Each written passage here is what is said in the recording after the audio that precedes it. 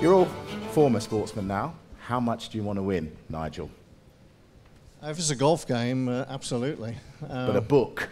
Well, I mean, this is my first time anything like this, and I have to say, quite honestly, I feel very overwhelmed. So I'm just happy to be here and on this great occasion, and you know, just feel very thrilled to be part of it.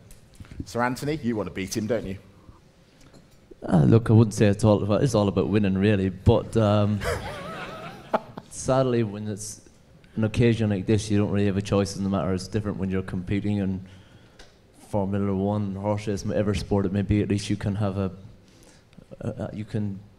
there's a reason why you might be able to win. But when you're competing at this sort of level, I think it's slightly different. You don't really have any say in the matter. But it is, as Nigel said, it's very nice to be here and very nice to have been nominated. So we'll enjoy the evening the best we can. Two very nice men. We used to play rugby, so I know you're not. So Oh, you want to win. No, I'm happy to be here too, Michael. I'm an Australian, I'm a nice guy. You know, I just feel very inadequate up here against the world's greatest jockey of all time and the magician down the end. I mean, very inadequate at all. I know it's just great to be here, and I mean, see so many well-known people in here and in the literature world as well, not one that some of us sportsmen normally mix in, and it was good to see that the picture books were up here. They're my favourites. Right, come on, Nigel. Magician. Why? Oh, don't ask me that, except I think it's in the book anyway. But oh yeah, and buy it from all good retailers. Yeah, okay. We had a tyre blowout at Le Mans at 240, and it put me straight in the wall, and I dinged off it 3 times. And a long, boring story. It gave me hematoma on the brain, and I wasn't able to talk properly, like even tonight, for 6 months. And the terrifying thing in my life, and I've quite a lot of accidents, but when someone says, "How are you?" and you go, and you look behind and go, "Who made that terrible noise?" and you realise it's yourself, then that's the scariest moment in my life. And I was introduced as therapy to magic to get the brain to work in a different way so I can be sort of normal again, which of course I'm not. So just have to, by the way, just say if you come second, it really sucks. Anyway, that's in motorsport, of course. But no, I mean, it was very challenging, and it was a very scary time. And seriously, magic became a very big part of my life because it was able to sort of get me back to where I am now. Oh, fabulous. Sir Anthony, are you used to people calling you Sir Anthony yet? I think you're probably the only person that has called me Sir Anthony, Mike, to be honest. So I don't think I'll be getting used to it too often, but it's a very nice thing to have been able to receive, that's for sure. I never thought that that would ever happen to me, so I felt very honoured. I'm actually going, I think, in 2 weeks' time to receive it. I haven't been yet, so I'm looking forward to it.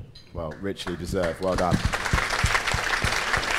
Now, when you were riding, I guess you didn't get to come to things like this where there was food. Do you just sit here and think, I am going to go crazy and eat everything? I've put on about 2 stones in a year. Yeah, so, it shows. Yeah, I'm about 2 stone heavier than I was this time last year. I eat breakfast and things like that, which I never had before, you know. I kind of used to eat once a day, really. Sometimes, maybe not, might not have that privilege, really, sometimes, but so I don't miss that side of not being a jockey anymore. I don't miss not eating. I love having my breakfast and I love eating, so in a crazy kind of way, I miss the danger. I know that sounds a bit mad, but I miss the danger, and I miss the thrill of going racing every day, and in some ways I miss the danger of it, you know. It's one of those sports that there's 2 ambulances follow you around behind it, and it gets your blood up, believe you me, every day, you know. And some ways I often thought when I got a really bad fall, I used to think to myself, you know, it used to actually get me going to think that I could get up. You know, I always thought that I could get up, you know. And sometimes I broke my back in 2008 and I wasn't able to get up, but I was able. I had 2 metal plates inserted on either side of my spine. So I rode a winner at the Cheltenham Festival 8 weeks later. So, you know, so I'm a good healer. You certainly are. Speaking of good healers, I mean, your stroke, an incredible thing that happened to you. How has that affected your life going forward now? It's funny, you know, and I don't miss the danger of rugby, I must say, AP, I really don't. But how's it affected my life? It's a strange one. I get asked that a lot.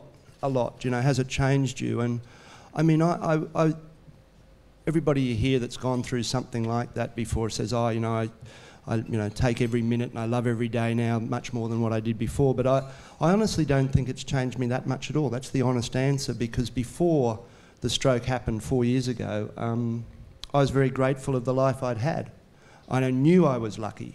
I knew I had a great family. I knew I had, I was lucky enough to play for my country and all those sort of wonderful things, good friends and all that sort of stuff. So I realised that I was lucky. So I didn't need to have a stroke to actually reinforce that, which it did. But I don't think it's changed me that much at all, you know. Apart from sort of having lost sort of some sight and running into people at Waterloo Station, it hasn't really changed me that much at all. I hope it hasn't anyway. Okay. England going down under shortly, England rugby that is. England coach, England coming off a Grand Slam. How scared are you? Well, I'm not playing, so I'm okay. I think it's going to be a wonderful series, you know, and we've got England have now bitten the bullet and got a very polite, gentle coach in Eddie Jones.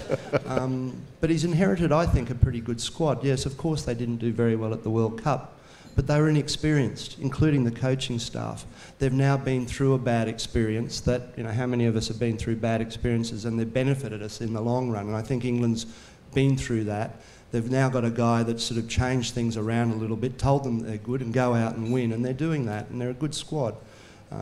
They're going to be a bit tired after the whole sort of season that they've been through, but I think they've got a real chance down in Australia. Australia's going through a transitional phase, new players, injuries, sort of 8 or 9 that aren't going to be in this series that were in the World Cup final. So it's going to be a great series, and really looking forward to it actually.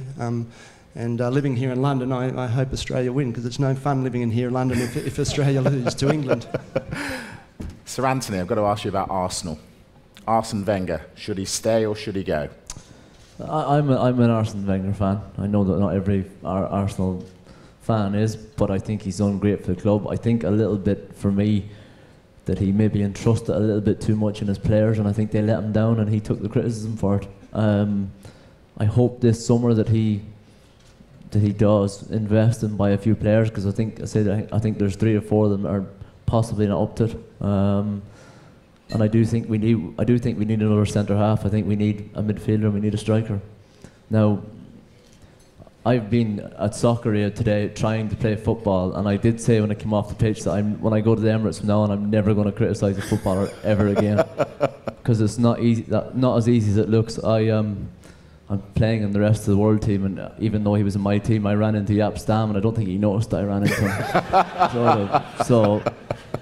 him. And we are playing against England, who are obviously frightened that they're not going to win in this summer, because they've got Jermaine Defoe playing for them, who scored more Premier League goals than any other England footballer, and he's playing in a Legends football team. So I wasn't very happy with that. We've got a couple of very good Brazilians like Cafu and Dida and Ronaldinho, although he apparently is still in Vegas, so whether he makes it or not, I don't know. Hopefully, I saw a picture of him today in Vegas, so hopefully he'll make it back in time.